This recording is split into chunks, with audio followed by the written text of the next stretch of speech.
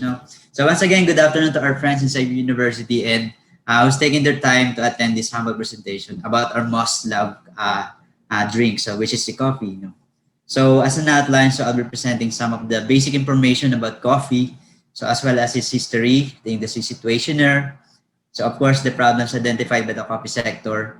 So after that, so I'll be presenting our office, the NCR deck, so our breakthroughs in researches and other relevant information. So please bear with me at sana po wag po kayo makatulog. So have your cup of coffee beside you so while I'm doing this part here in Cavite. All right, so this is I'm gonna be starting my presentation, the overview of the coffee industry. So if you are into coffee research, I guess some of the data that will be presented here are almost present in your rationale or in your literature review. All right, so the coffee plant. So coffee is one of the world's most important crops. So given the higher number of people living directly or indirectly from it. So this crop is the main source of income for many developing countries. So like in the US alone, so the total economic impact of the coffee industry in that particular country in 2015 was accounted to $225.2 billion. So that's more than 10 trillion in pesos. And also coffee-related economic activity comprises approximately 1.6% of the total US gross domestic products. And then consumers actually spending more than 70 billion on coffee that is recorded in 2015. And then the coffee industry is actually responsible for 1.6 million jobs in the US economy. So that's a lot. And then the coffee industry generates nearly around $28 billion in taxes, so including ancillary goods. No? So this data is actually reported by the National Coffee Association, so on USA Economic Impact Report. Of course, legend has it that energizing effect of coffee, it was first discovered by a goat in Ethiopia. And then from Ethiopia, coffee spread across Arabia and eventually found its way into cups around the world. So Coffea is genus. So it is a genus of flowering plants whose seeds called coffee beans are used to make coffee. So it belongs to the Rubiaceae family. And then there are 4 known varieties of coffee. So kung tumama tayo kanina sa quiz, no? So these are Robusta, Excelsa, Arabica, and Liberica. So actually it's type of coffee, not actually varieties, because when we say varieties, no, meron tayong Mundo Novo, Tipica, no, and others, no. So these are the types of coffees being grown in the Philippines. And the Philippines is one of the few countries in the world where all 4 varieties of or types of coffee are grown in commercial scale. And then to differentiate these types from each other, so let us take a look on the information about each type or species. So first is the Robusta. So commonly known as Kapeng manipis. So its taste is fairly strong with caffeine content of 2% to 2.5% as compared to other species or type, which is the Arabica. And then it is high yielding and more resistant to pests and diseases. And berries are mostly thin, so that's why it's called manipis. And these are the major ingredients to our instant coffee. So in our office, so sharing lang, no? So hindi po kami umiinom na ng instant coffee. So we're actually drinking a lot of Americano here in the office, no? So because alam natin kung ano talaga yung masarap na kape, ano po. And then it is commonly known in almost all coffee-producing provinces of the country. And then it thrives well in areas with elevation ranging from 600 to 1,200 MASL, no? So meters above sea level. And then it is also, again, as I've said, it is also the main ingredient in the production of instant coffee. And then the next type is the Excelsa. It is known as the Kapeng Makapal. So it has distinct pharmacopoeial taste, and then this type could be grown in areas with elevation of 600 to 1,000 MASL. And then again, it is also resistant to drought, no? And then the next type is the Arabica. So Arabica is actually known as Kapeng Tagalog. So it is most commonly grown coffee type in the world because of its excellent flavor and aroma, and for its relatively low caffeine content ranging from 0.8% to 1.3%. So if you will go to the market, so you can actually see the price for Arabica. So compare with other types of coffee, that we have here in the Philippines. So grown, it is also grown in high elevation of more than 900 to 1,800 meters above sea level. So normally, nakikita natin sa Benguet, sa Bukidnon. So again, it thrives well in mountainous areas in Mindanao and in the Cordillera Mountains of Luzon. And then the last type of coffee that we have here in the Philippines is the Liberica coffee. It is locally known as Kapeng Barako. And then it is characterized for its very strong pharmacopoeial taste and flavor. It has powerful body and distinct aroma. And this variety could be grown in areas with elevation of 600 to 1,000 meters above sea level. And again, this variety or type is more tolerant to drought and can grow to wider soil types. No? So actually, may connotation tayo with the term Kapeng Barako. So previously kasi, when farmers boil their coffee, into pot, so tinatawag na agad nito itong Kapeng Barako. No? But then, technically speaking, so Barako pertains to the variety or species of coffee. And we have this Liberica tree also registered at the database of the National Seed Industry Council of the Philippines. So, literature also tell us that Liberica and Excelsa belong to a common species but of different variety. And then next slide is this one. So coffee is a brewed beverage with distinct aroma and flavor. It is prepared from the roasted seeds of the coffea plant. So geography, Ottoman Turkish, it is known. It is named as kave, and then Arabic is kawe, and Arabic term from the Kaffa region in Ethiopia, and then meaning wine of the bean. And then in English word, it was first used in early 1600s as coffee. And then on its historical background, so in the 9th century, so coffee was discovered in the highlands of Ethiopia by the Gala tribe. So if you have answered correctly this particular question in our quiz. No? So according to legend, an Arab goat herder named Kaldi, so observed his goats became more lively after eating the berries of the coffee plant. So na-intriga si Kaldi, and then pinakuluan natin niya yung berries, thus producing the first coffee that we are actually enjoying now. Next is from Ethiopia. So coffee spread to Egypt and Yemen. So by the 15th century, it had reached the rest of the Middle East, in Persia, Turkey, and Northern Africa. So from the Muslim world, so coffee spread to Italy. From Venice, it was introduced to the rest of Europe. The Dutch imported coffee to Indonesia, and coffee reached North America during the colonial period. So there's some sort of a small percentage of the world history for coffee. No? But you can actually search for more information about the world coffee history. So in the Philippines, so the first coffee tree was introduced in Lipa, Batangas in 740 by Spanish Franciscan monks. So as stated here on the slide, but then I have disclaimer later. So coffee growing spread to other parts of Batangas like Ibaan, Lemery, San Jose, Taalan, Tanawan. So since coffee is a profitable business, Cavite and other nearby provinces started to plant coffee. So actually in the Philippines, so the history of coffee is quite controversial. So some claims that the first tree was introduced to Lipa, others in Mindanao, and you would believe so in Bulacan actually. So based on the dissertation of one of our webinar speakers on tracing the roots of our Philippine coffee, so credits to Miss Bel Castro. So she's the vice dean of the Engr College. So her data is actually leading to a specific place in Luzon, so which is Bulacan. So that's the beauty of research actually. So although she did not conclude fully on this kasi limited lang naman ang recorded data, and malay natin sa Batangas di ba talaga. So wala lang po tayo na recorded na data. But then based on her study, so her data is actually leading to its specific place in Luzon. But since then, well published po na sa Batangas na tinanim, so I have put it on this words on this slide particularly. And in Benguet, Arabica coffee trees were planted through forced labor during the construction of the Spanish trail in their search for gold.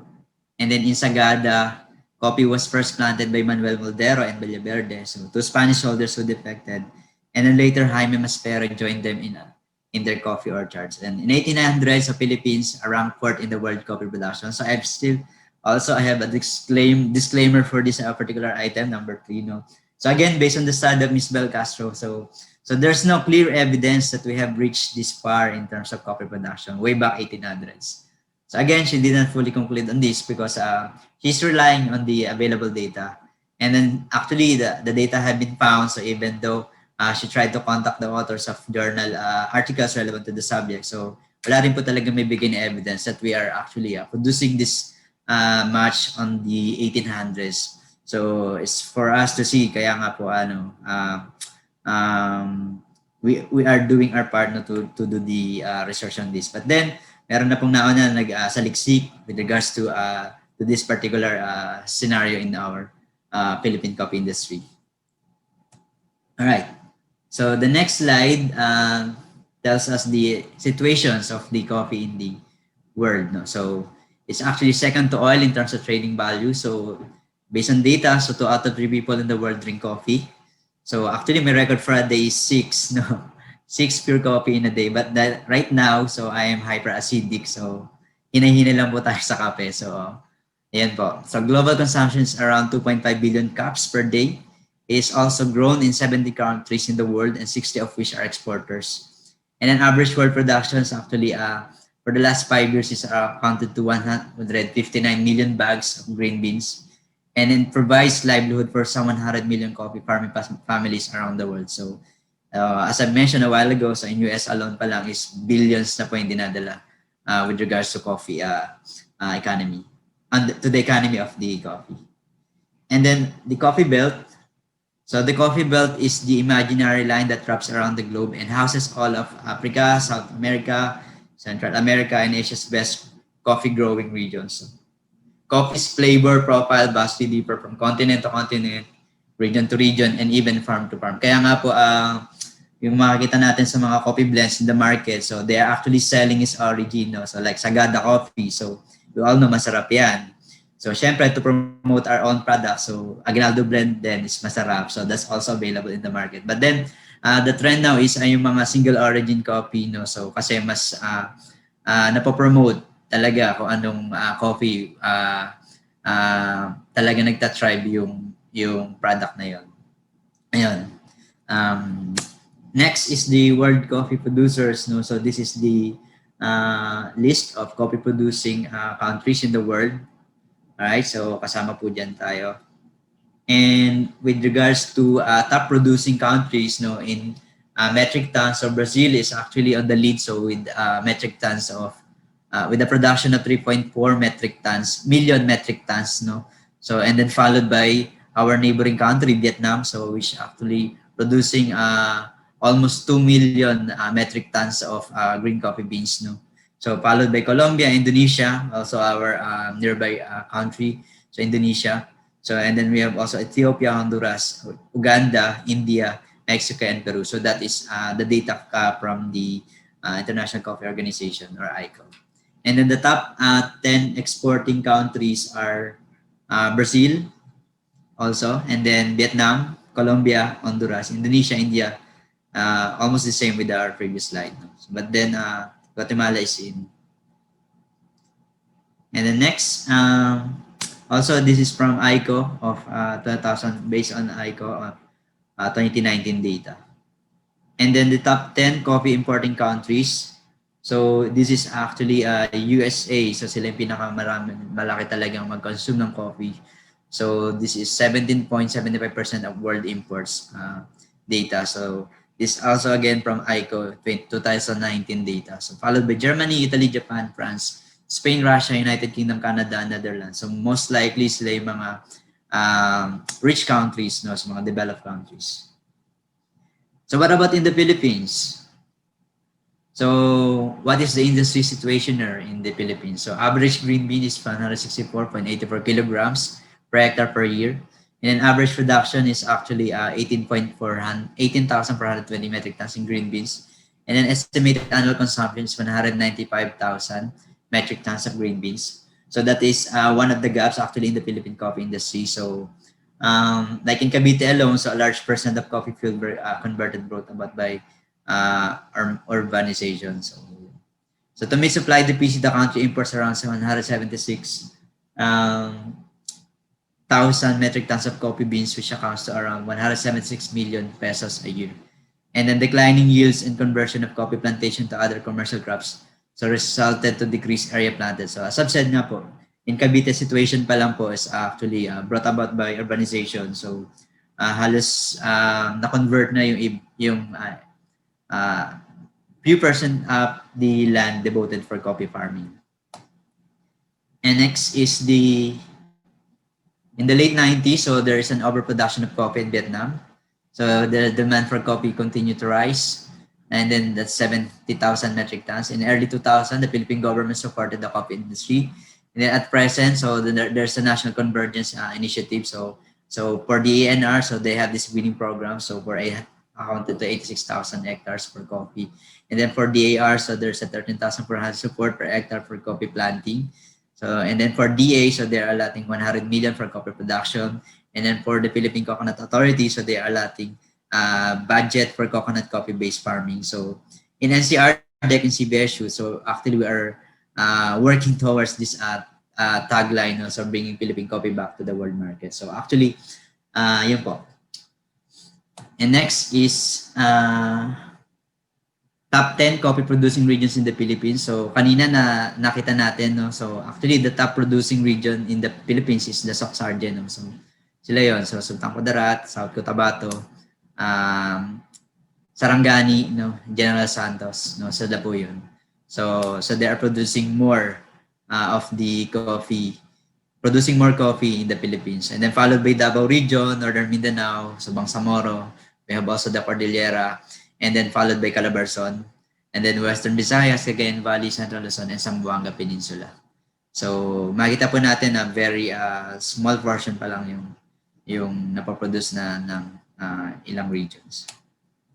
And then this is actually the coffee supply chain of Cavite. So this is the Cavite model of the coffee supply chain. So from farmers, so this is which I guess true to any other province then. So from farmers to cooperatives, so to traders and millers, and then from millers, so coffee are being sold by processors and retailers, and then or from roaster to coffee shop and market, and then before they are being sold by the consumers. So what about this slide? No, so these are actually the challenges of the coffee industry, so on which through RDE may be solved or somehow lessen the impact to the overall coffee industry. So for the input supply, so there's a high cost of labor. There's also the high cost of inputs. There's also on the processing, so lack of processing facilities, machineries and equipment. And the marketing, so limited international exposure of Philippine coffee. And then there's also poor trading practices. On the part of the extension, there's lacking on the technician or specialists who are working specifically on coffee, and there is also for extension services. So these are the prospects of the coffee industry. So coffee is becoming more and more popular. Demand is continuously increasing both for instant and gourmet coffee, and therefore market is assured. So both the government and private sectors are now working for the revitalization of the industry, and positive impacts have already been observed in terms of production, processing, promotion, and marketing of the Philippine coffee. So actually we have several existing partnerships to private sectors for this purpose. And then there are plenty of idle lands that can be converted into coffee plantations. So, and then R&D institution for coffee is now in place. All right, so yung item number 1, coffee is becoming more and more popular. So actually, due to climate change, so it is actually being forecasted that drinking real coffee could be a luxury in the coming days.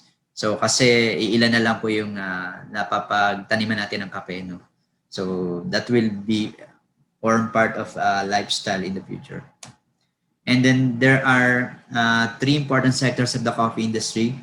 So the coffee industry comprises the following sectors: the production, the processing, the marketing. No? So actually in our extension services, so we make sure that we always cover these 3 industries. No? And then adding to these sectors are the youth sector. So because our farmers now are actually aging. So to make coffee farming more sustainable, so involve So we are actually involving youth in the process. So that's why uh, in any of our extension activities, we always do involve the youth in the area. Alright, so that's the first part of my presentation. So I hope you have grasped a lot of information for this uh, part. So now let us meet the NCR deck. Now, so here, so let's make it quick. So at this point, so I would like to introduce to you our office. So everyone, so please meet the National Coffee Research Development and Extension Center of the Cavite State University. So this is our registered trademark and trade name. So the logo itself is a man embracing the coffee bean. So that represents any sector of the coffee industry and the coffee industry as well. So which is represented by the bean. And this is actually registered and registered to the IPOPIL, no. So nabigay na po sa amin, nag-grant na po sa amin yung rights for this, no. And then our vision is to be locally internationally known for coffee research, development, and extension programs.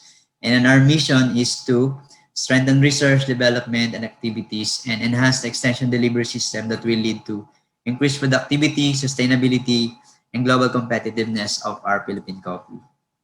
So next slide. So CBSU led the first National Integrated Research Development and Extension Program for coffee in 1999 to 2001. So we became the national leader in coffee research starting from 2004. So and then there is we are actually established, no, in the year 2005. So NCRDEX was institutionalized, and then we actually consist of 26 technical and field personnel. So actually 13 of which are field personnel, no? And then the rest po are in the office or research assistants, no, and doing technical services to our coffee industry. So we are actually a bunch of millennials in the office, no. So that's why if you if you can visit our page, no, so you can assess, no, the activities that we are conducting, no. So and actually that we are posting on our FB page, no. And then we are managing 7 hectares coffee demonstration and experimental areas, and also another 6 hectares for field gene bank. So we have this collection, and then we are actually housing the Wonders of Philippine Coffee Museum. Is the first coffee museum in the country. So that is in through the partnership of the university with De La Salle University in Manila through the USAID grant. And then we are actually managing the Philippine Coffee Journal. So we have released our first issue last February. So if you're interested to publish your research work, no, to our journal, so you can actually visit our FB page, no, or message me directly for to accommodate your queries about our Philippine Coffee Journal. And then we are actually the home of the National and Southeast Asian Coffee Education Congresses. No? So we conduct it alternately. So national, and then the next year it would be international, and then national and international. So and then we have actually 3 divisions here: the research division, the extension, and the special projects division. And then with regards to funding allocations for coffee projects, so we have actually gathered around in millions of pesos, no. So in 2021, so we have reached this far, no, so 18 million. But then for the last 5 years po, so these funds came from our funding agencies like the OST umbrella offices, no. So like the SCP card, Fisher, and then also from the A-Bar. And then the university is also generous to fund our researches and extension activities, no? And actually based on the capacity assessment conducted by the World Coffee Research, so for the last 5 years, CBSU allots and receives budget quite higher from other SUCs. So in comparison, so that's 90 million for the last 5 years, no? So that's the assessment conducted by the World Coffee Research and actually presented to us by one of his directors, so Dr. Craig Kraft. And then on our research activities, so these are some of the breakthrough researches that we have conducted. So the first one is the enhancement of coffee micropropagation techniques for quality planting material. So it has something to do with the somatic embryogenesis of the coffee, so tissue culture, and then SNT-based soil and nutrient water management of coffee in the Philippines. So we are actually um, developing soil and nutrient and water recommendations to coffee farms for this project. And then the development of small-scale coffee processing machines. So these are the post-harvest equipment. And then the conservation and management of coffee genetic resources, the establishment of gene bank that we have now. And then the characterization of Philippine coffee varieties. So we've actually characterized the Philippine coffee varieties that we have now, Philippine coffee varieties that we have in the country. And then the genetic diversity analysis of Philippine coffee. So the DNA fingerprinting of Philippine coffee varieties. We have also the suitability assessment of coffee farms in the Philippines, the development of coffee-based products, and then standardized evaluation of bean quality of Philippine specialty coffee for domestic market, and then the design and development of a PLC-based high-capacity tissue culture great growth chamber. So further, so we have also this Aguinaldo blend. So we have developed this blend, so perfectly roasted, blended and blended from Liberica, Excelsa, Robusta, and Arabica coffee beans. So the RBX, I guess you'll be receiving this coffee product. No? So eventually, so and then we've also developed this Bravura coffee roasting machine that was developed by Dr. Wela Mojica. It's the first low-cost, locally developed vertical roasting machine in the Philippines, and it produced expertly roasted coffee beans. And then additionally, so we have this, we have developed the protocol for stages of indirect somatic embryogenesis of Coffea arabica and Liberica. So that's the expertise of Dr. Miriam Baltazar, so our research director now. And then we have also the this species identification through molecular characterization and DNA analysis. So next is we have developed this suitability maps for Arabica and Liberica, so which is actually validated by the USC, and we're actually using these maps to assess if a particular area is capable of growing these types of coffee. So this is in situ level, I guess. And then we have developed these NIR calibration models for moisture and caffeine content of determination of green beans. So these are NIR is near infrared spectroscopy, which is aiming to determine the quality parameter of coffee. So at this point, so we are so it's a non-destructive measurement tool to determine the quality parameter of coffee. And then we have established the roast profiles of Arabica and Liberica coffees. No? So it's actually what you see in this slide. And then, and so for the cup profile of Coffea arabica sa variety Red Bourbon, so its origin is in Pugis, Bectil, at Trinidad, Benguet. So its cup profile is hints of coffee blossom, citrus, and pine nuts, nutty with mild sweetness, mild acidity, and medium bodied with moderate aftertaste and finish. No? So if you are into coffee cupping, so I guess you're familiar with this. No?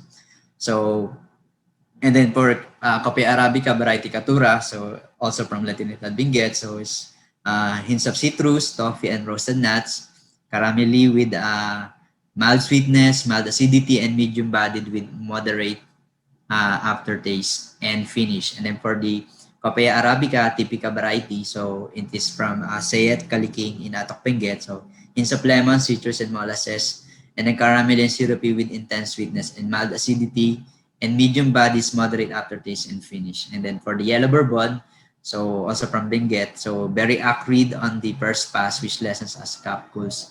Thin-bodied, soft acidity with hints of tamarind as cup cools. So based on the origin, no, so and then sa variety is magkakaiba pa rin yung kanilang cup profile. No? And then we've also established the cup profiles for Coffea Liberica, so using the UCDA protocol. So yung Coffea Liberica, so si Besyo Barako, so hints of green peas and mint, so chocolatey with pleasant bitterness, medium bodied with sweet aftertaste as cup cools. And then in Tolentino sa Tagaytay City, also in Cavite. So there is a vegetal with hints of roasted peanuts, chocolatey with pleasant bitterness, medium-bodied and bitter aftertaste as cup cools. And then the one in Calabuso, so light-bodied, pronounced acridness, which diminishes as cup cools and hints of tamarind as cup cools.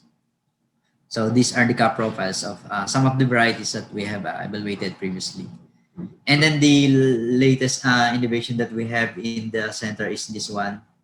Uh, the cellular growth chamber. So we have actually applied this as utility model, so to the IP field, and then the patent or the copyright or for the trade name and trademark was actually awarded to us. No? So we name it cellular, and then that's the logo and trademark.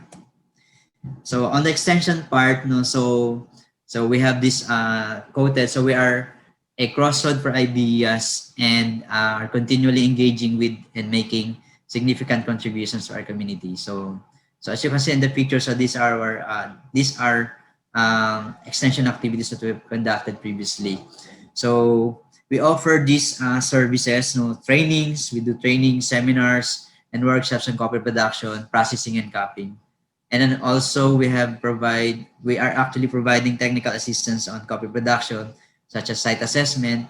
We also do mapping, fertilization, establishment and management, plantation operations and maintenance, harvest and post-harvest management, and coffee processing technologies. We have also this service to diagnose pest and diseases problems and recommend control measures. And lastly is the production and distribution of quality seedlings. So green, roasted, and ground coffee, and we have this vermicompost production facility. So we provide trainings and seminars for coffee production processing. So these are actually for free. So these are some of the activities that we've conducted previously. So we have from coffee production technology from KSEM, and we have also conducted in Morong, Bataan, in Chaong, Quezon. We have also in Pidig, Ilocos Norte, as far as Romblon as well.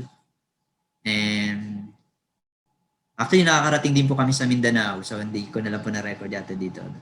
And then we also provide site assessment whenever farmers requested our office to perform this kind of activity. So this is Indang, Cavite, is also in the middle picture is in Libao, Batangas.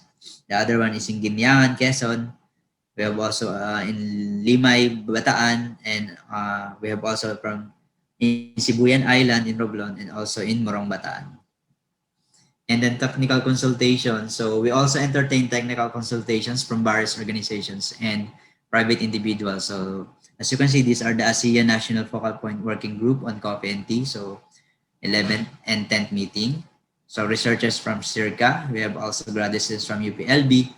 And then we have also this Great Human Regional Training on Specialty Coffee visited as part of their field tour. And then visitors from Belgus Cafe. And then Mr. Ted Lingal of SCA. And then we have also accommodated the scholars of the DAP, the Development Academy of the Philippines. They are benchmarking actually for the top framework of the NCR deck. And then as part of our extension activity, so we give tours to our international guests in the university and even local guests in the university. So we also celebrate the International Coffee Day, like giving free coffee for all. So that's last year. So wala pang pandemic. And then on the special projects division, so under special projects, we also maintain the demonstration areas, experimental areas, field gene bank. We have also these mother clonal gardens, and also the vermicompost production, which is a great actually demand during this pandemic. So due to our plantitas and plantitas. So the next slide is we also organizes national and international coffee education congresses. So as part of our responsibility to share knowledge to our coffee stakeholders, so from various sectors. So that's our posters from our previous congresses. So the first National Coffee Education Congress in 2017, and then it was followed by the first Southeast Asian Coffee Education Congress in Tagaytay. So that's 2018, and then the last one is in 2019, that's NSEC 2.0. So,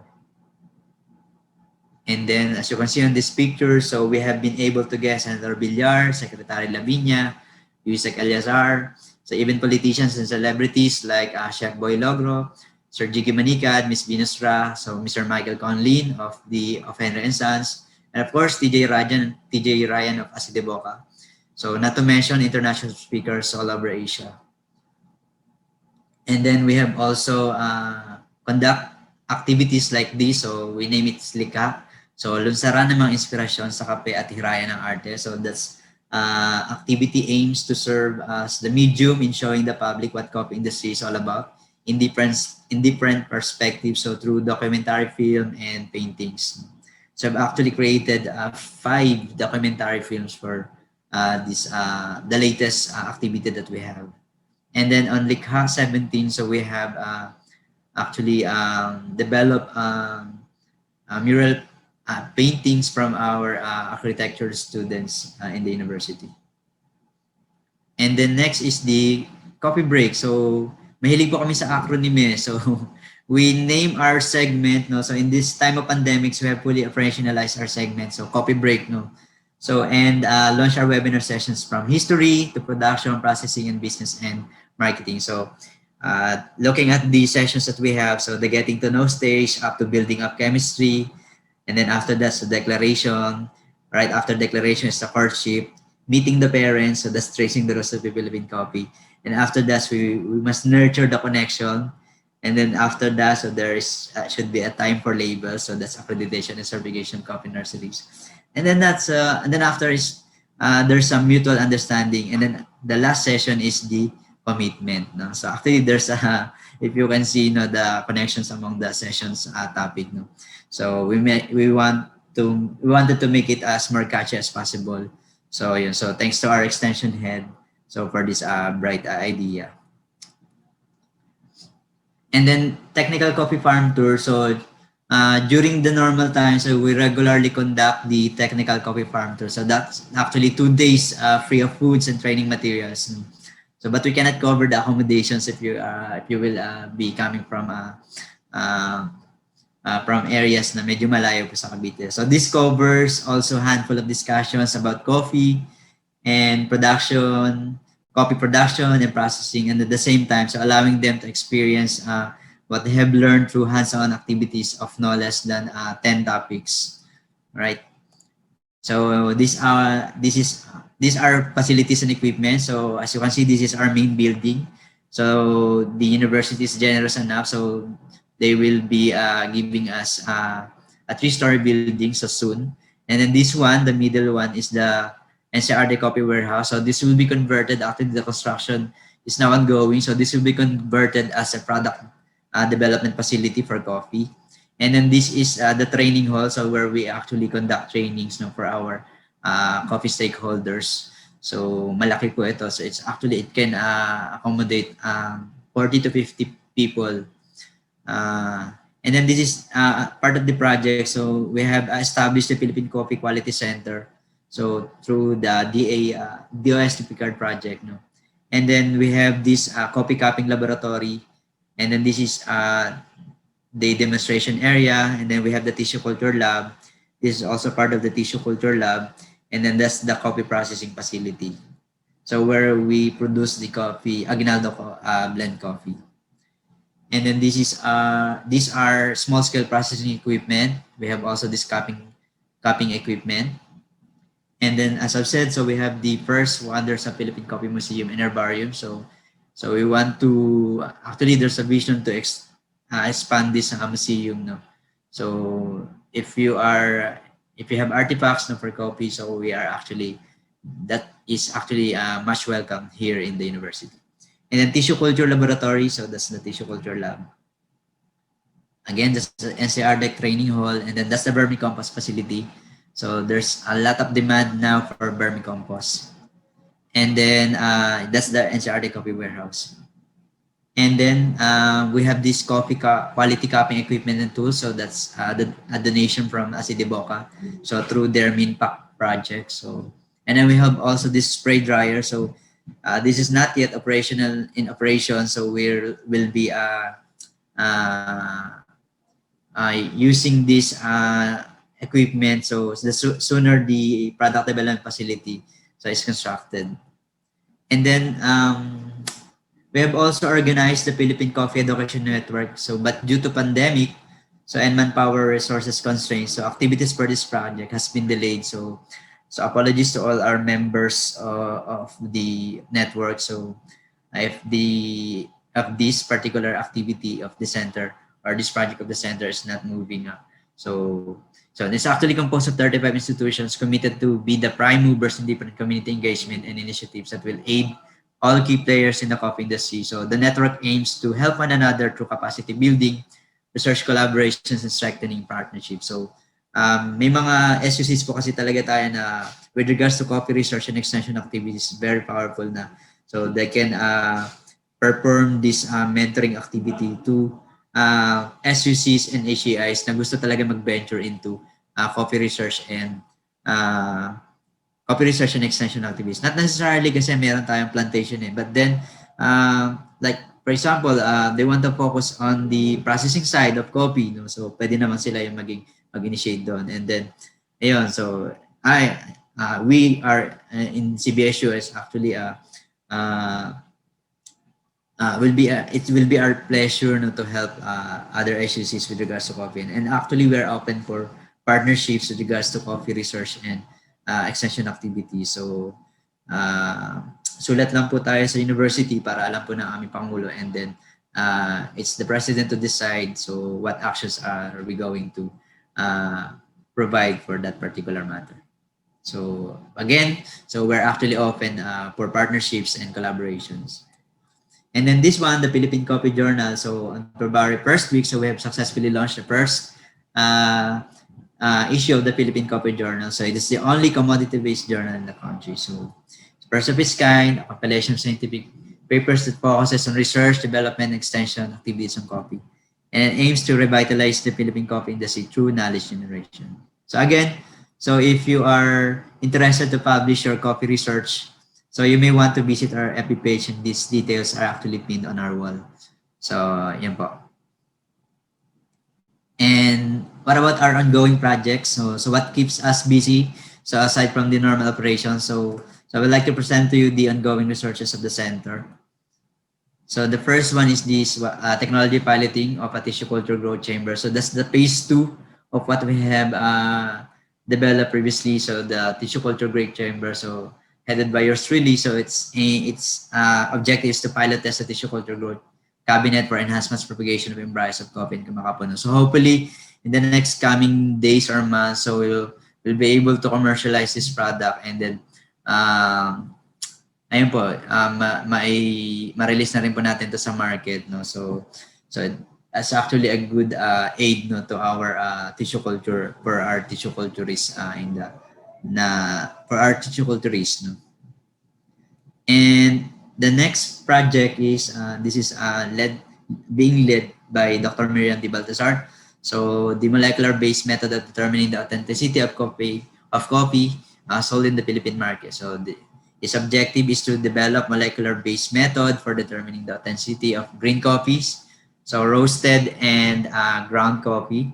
So its specific objectives are following to determine the best DNA extraction protocol from green beans, roasted and ground coffee, so and so on. So determine the authenticity of green beans and roasted beans sold in the market. And then this is an R&D project, so also being led by yours really. So enhancing the agri-aqua food value chain through smart technologies and partnerships towards food resiliency in the new normal collaboration.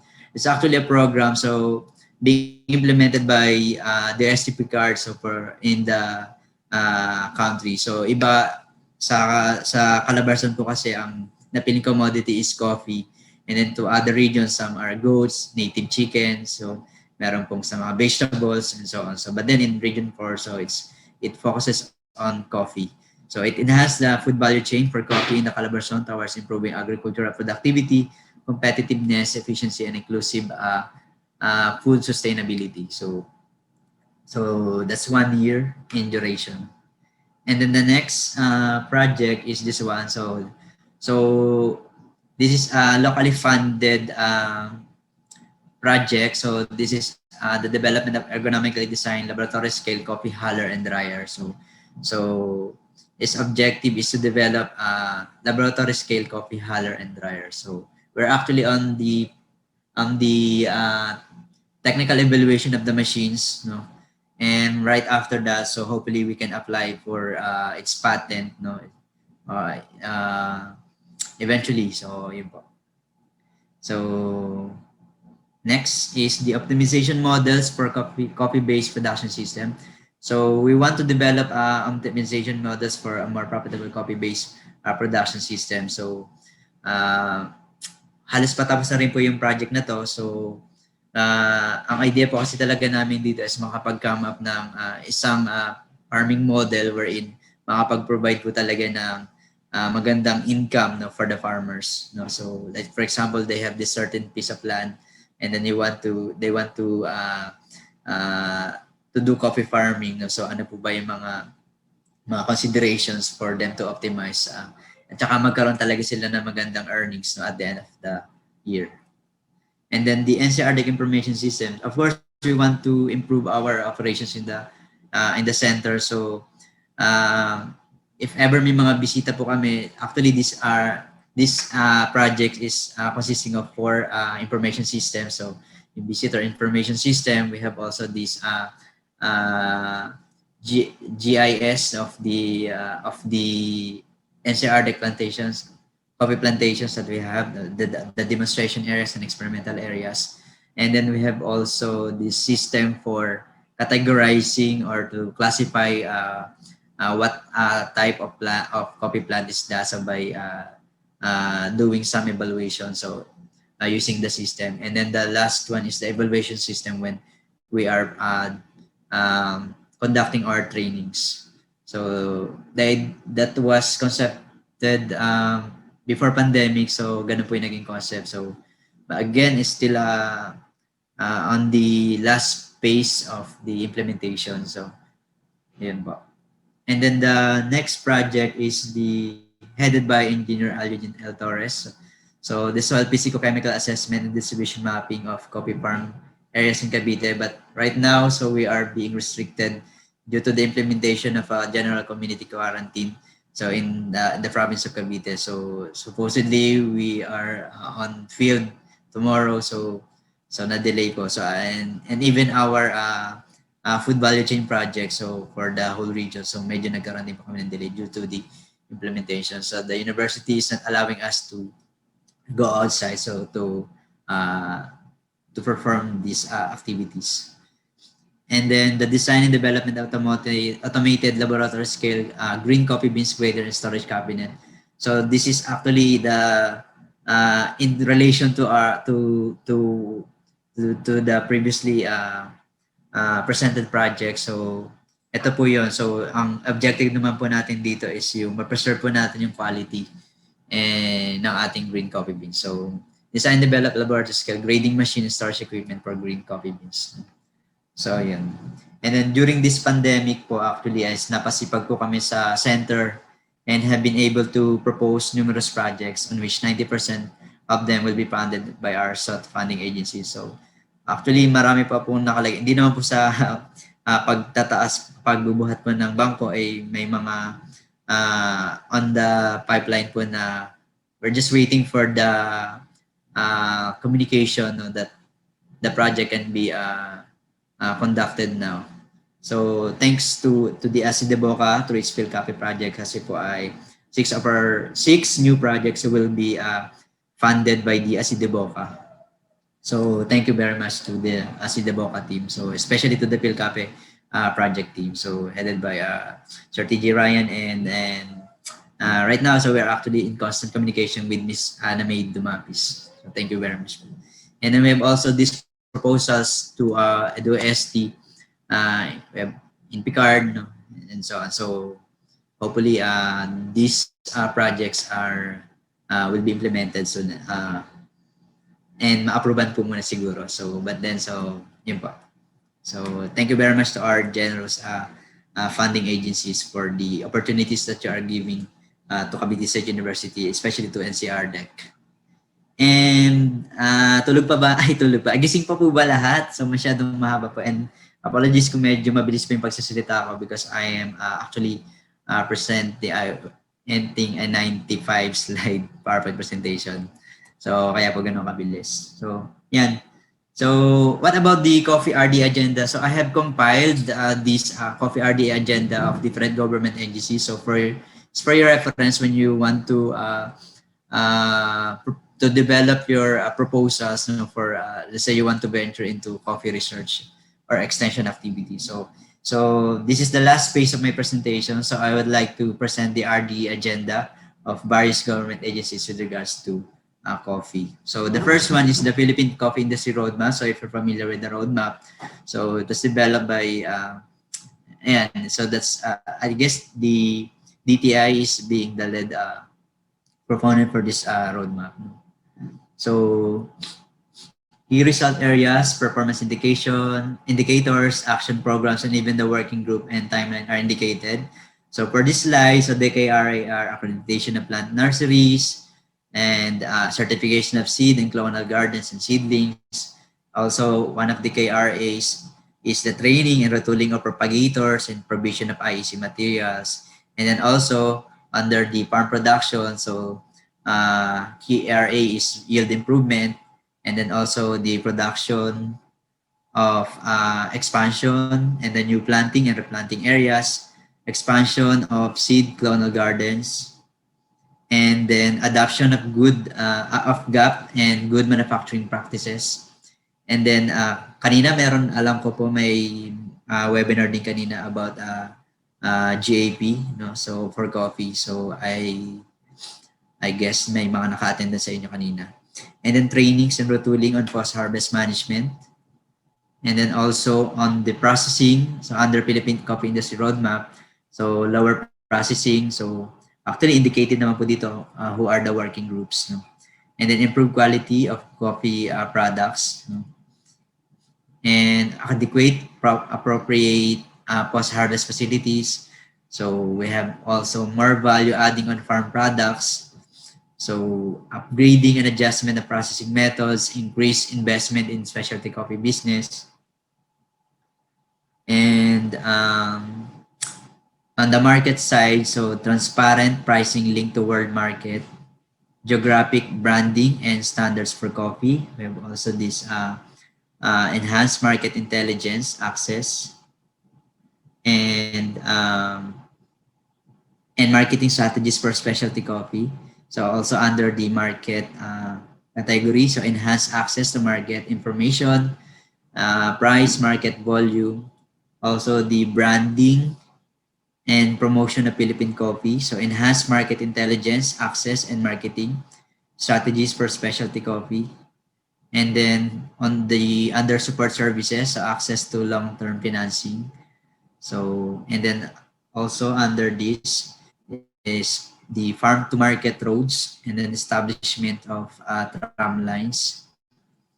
And then for the support services, so we have improved production and post-harvest technologies. Also the improved policies, policy on plant now, pay later scheme, policy on rollover mechanism, production and processing sub. And then also under this support service, medyo marami po kasi talaga for these particular documents. So improve collection and recording of industry data. So and data bank, so reconciled database on the reconciled database of the coffee industry.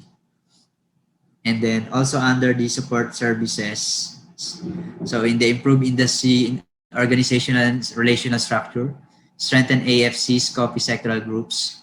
Yeah, so that's, I guess that's the last slide for the Philippine Coffee Industry Roadmap. And then under the Harmonized National Research and Development Agenda of the DOST, so that's for 2017 and 2022. So for 2021, I guess we are on the STCBF on coffee production processing. And then further development of DNA-based disease detection toolkit, technology of scaling on coffee production and processing, and commercialization, rollout of production and post-harvest technologies. So that's under the DOST R&D agenda of 2017 and 2022. And then for DA bar, so industry and RDE sector goals in general, the subsector aims for the achievement of the productivity and profitability levels set by industry through varietal improvements and sustainable farming systems. And then coffee, the goal of the coffee industry is a cost competitive, aligned with global quality standards, reliable and environment friendly industry that provides sustainable benefits to farmers, processors, traders, and exporters. So these are the aims or the objectives of for this particular RDF. So increase productivity and production, improve farmers' standard of living through diversified high-value agriculture, increase rural employment, also the promotion of environment-friendly technologies, and to lessen the coffee bean and coffee products importation, as well as to improve the incomes of farmers, processors, and other stakeholders. So under this is so researchable areas is this one, multi-location adaptability, trials of NSIC recommended coffee varieties. No? So given naman po kung anong commodity yun, specific commodity, and then the expected output is there, and then who are the possible implementing agencies. So if we are on the academe, so ito po, we are actually expected not to implement this if you want to venture in this researchable area. Next is this one. So we have also this development appropriate farming system, so and so on. So development appropriate and cost-effective climate resilient production technologies, and so on. So no specific path for organic coffee production, so we can actually venture on this. So package of technology for organic coffee production. So if you are an SUC, you know, so doing this kind of research or activity, so it's good. And then poor quality beans, so for cacao and coffee, so for the RFOs and CRC and then SUCs. And then the quality improvement of green coffee beans. So highlighted also is the low market acceptability. That's the problem. And then we can research on competitive packaging and promotion strategies for coffee products. And also the utilization of coffee, pulp, and other byproducts. So we have these initiatives in the research center na na-utilize po yung coffee waste. No? So actually meron po kami isang kaibigan din, friend from the university who's actually doing research on coffee waste. No? And let me run through on this. So identification of chemical and toxin contamination of coffee beans. And I guess that's the last slide. So that will be all. So marami po salamat again to Xavier University College of Agriculture, to Dean Mosqueda. So thank you very much for this opportunity that we can be able to share what we are doing here in the university, especially in the National Coffee Research Development and Extension Center. To all our to all the participants of this webinar, so thank you very much for rendering your time to witness this particular activity. So thank you very much. Maraming po salamat. Joanne. Thank you so much, Sir Gerry, for that very engaging and very interesting discussion. So, sir, now let's go to our Q&A portion of our webinar. There are actually a lot or a number of questions that Oh my God. is asked by our audience. But don't worry, sir. I know that you can answer it. Yes, ma'am. Yes. Now, sir, let's go to the first question. This is from Jade Lu, a food technology student from University of the Philippines, Diliman. So Miss Jade is asking, what is your view on cascara or coffee pulp for human consumption? Do you have existing information on the use of cascara as a functional ingredient? So far, Miss Jade, Jade Lu of from UP Diliman. So thank you very much for that question. So far, hindi pa po namin siya na venture yung type of that research na we're integrating this coffee pulp into as food products. But we are actually on the ways na coffee pulp as to utilize as, like for example, hindi pa lang ma'am siya fully talaga na nade-develop yung aming activity for that. But then so far wala po kaming wala pa po kaming nako-conduct na research na integrating this coffee pulp as an ingredient to food products. So maybe we can seek the help of our food technologies here in the university. Kasi I'm actually is not on the side of kasi I'm on the engineering side. But then as much as we can provide data for you, so we are actually willing, ma'am, to help Miss Jade Lu. So you can actually message the CRDEC page, and then for you to for us to give you some information and actually ask some experts in the university regarding your question. Yes, thank you so much, Sir Jerry, for that. So to Mom Jade, to Miss Jade, you can visit their and message their Facebook page. Mm. So that is NCRDEC Yes. Philippines, right, sir? Yes, ma'am. Yes, ma'am. Yes. Okay. So message them so that they can help you with that field of study because that's actually very interesting. Yes, ma'am. Yes. And now let's go to our second question. So, sir, Mom Tina from an alumna of MSU IIT is asking, sa usapin po ng income or economic gains ng coffee industry, do you have research kung saan kung saan napupunta ang majority ng income or profit?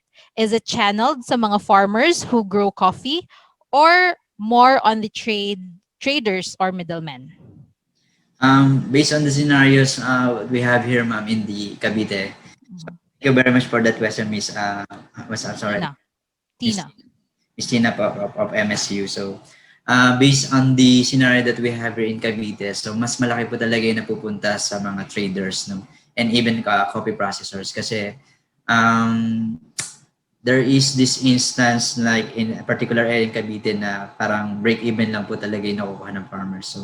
So in order for them to sell their produce, so ibibigay na lang po talaga nila at this amount, and then ayun, so nasa-share nila sa amin yun na it's actually a break-even for them. So yun po, ma'am. So it's actually on the traders and then the processors, no? Kasi we we we add value when we process our coffee beans. Yes, so mostly talaga sa traders natin. So Yes. that's a bit of sad or bittersweet reality for our coffee farmers then. Na break even lang talaga yung sa kanila. Yeah, ma'am. So, Kaya we have actually this very reason so gusto talaga namin na makapag put up ng isang trading station here in the university wherein these farmers can secure that they have this right prices for pricing for their produce. Yun. So eventually, hopefully. hopefully, sir, of course, we look forward to that trading post that you are saying kasi it will Yes. be a big help to our farmers Yeah, talaga. truly, ma'am. Mm. Okay, now moving on to our third question. This is from Sir Boy Duran, so Engineer Elenito Duran, a faculty of Xavier University from the Agribusiness Department. So Sir Boy is asking, what are the major factors that made Vietnam be a top coffee producer in Asia, while Philippines lag behind when in fact these countries are similar in agricultural characteristics? Yes, that's interesting question, Sir Boy. So thank you very much, Sir Engineer Duran. So actually, yung technology talaga is nanggaling po sa atin sa Philippines. But then looking at their government support, so malaki po talaga yung government support ng Vietnam. So actually, they are patronizing their products. They are patronizing their products that in a way na wala talaga nakaka-penetrate na market. I mean, ibang products from other countries. Like, I don't know if there's a Starbucks in Vietnam. So, alam ko po is very supportive sila with regards to their produce. So, the government itself is actually providing more support to our coffee farmers in Vietnam. So, yun po. And then, yung isa pa rin, ma'am, ginagawa nila is yung farming systems that they have, no. So actually sa atin kasi is may mga spacing pa. So sa kanila is ginagawa nila is talagang sinasagad nila yung yung pattern ng kanilang farm. So if sa atin is 3 by 3, sa kanila is nagagawa nila na 1 by 1. No? So kaya po din ganun kalaki yung kanilang produce for coffee. I see. Okay, thank you so much for that, Sir Gerry. So I think also it's good to note, as what Sir Gerry have said, supporting local growers is important. So I hope na like Vietnam, here in the Philippines, especially our audience and our viewers and all the Filipinos, let's support local products, support local, guys. So yes.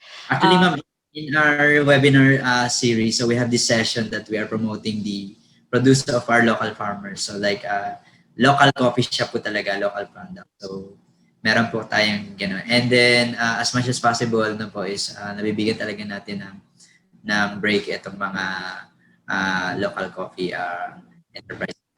Yes, yes. So, actually then based on my experience, local coffee really taste mas gusto ko yung taste ng local coffee natin kaysa sa mga commercial na nabibili lang sa And supermarket. cheaper, ma'am. Di ba? Yes, and it's cheaper. So, I encourage everyone to try our local coffee. Ma-addict talaga kayo sa local coffee natin.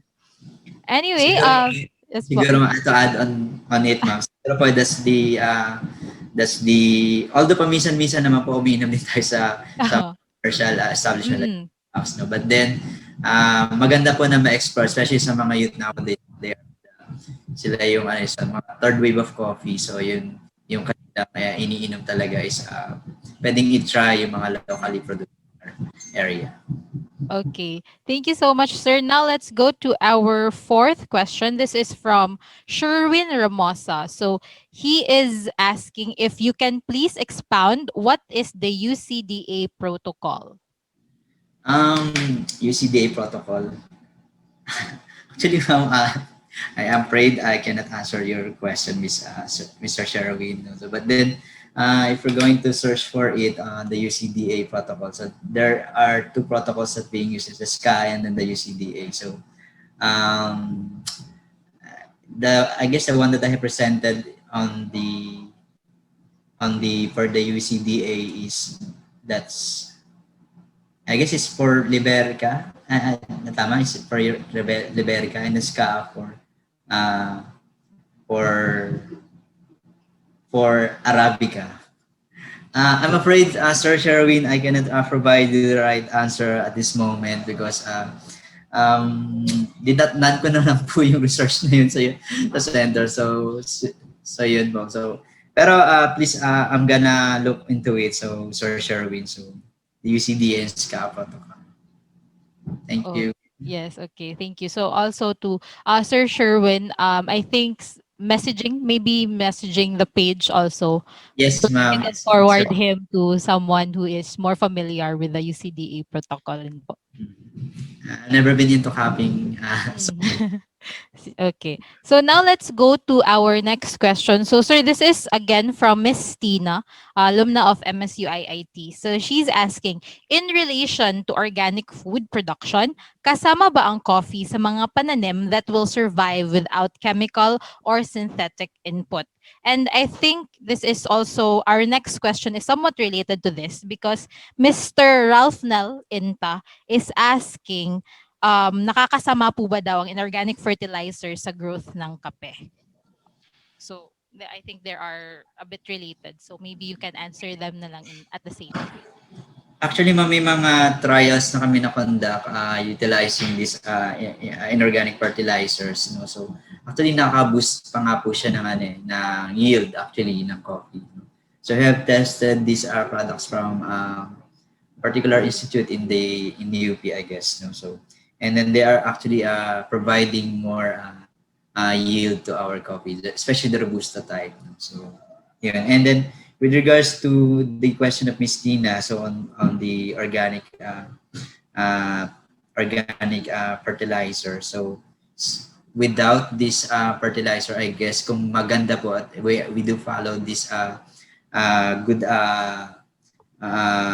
agricultural practices no for coffee, so I guess it will survive. And even actually, if you have been in the coffee producing areas in, I guess it's in Bukidnon or Sultan Kudarat yata yun. So may mga coffees kasi doon na parang dawag, parang ligaw, no.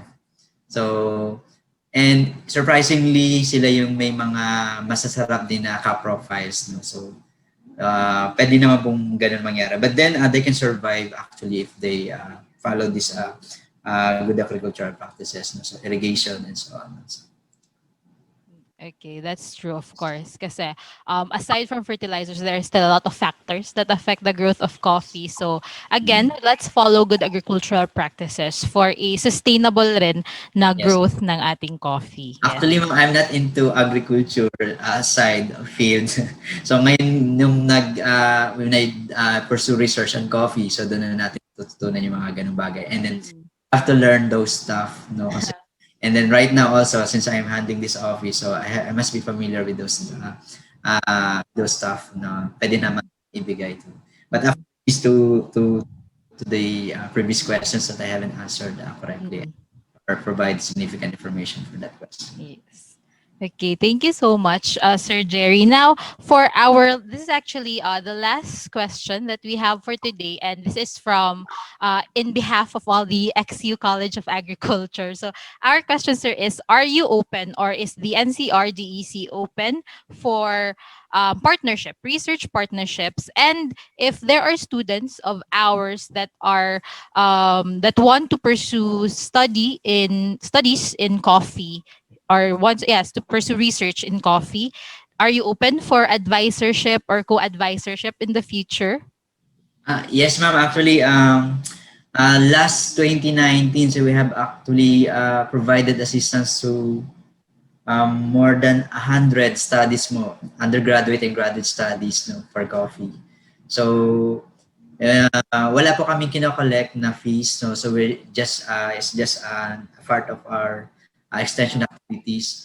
And then we have also some activities wherein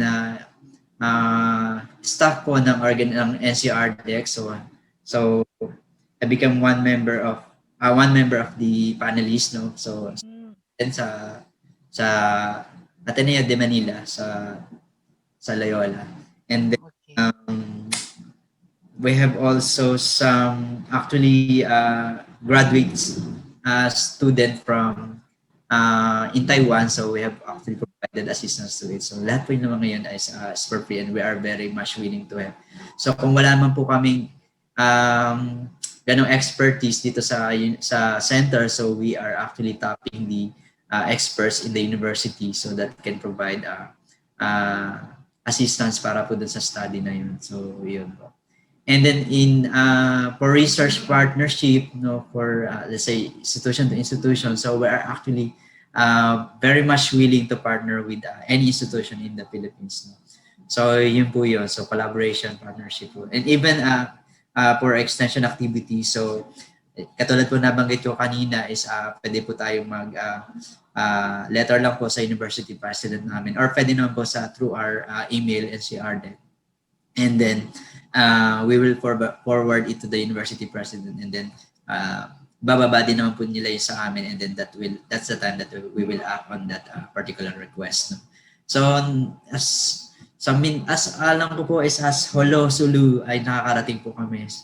So yung mga naman na activities po namin. So and even in alam ko po is pinakamalayo namin naging activity is dun sa Ilocos Norte. So kasi po ay pagdating po sa higher na, so that's the syempre po ang mas may expertise po doon. So we recognize an expertise of the Benga State University with regards to Arabica coffee. So yun po.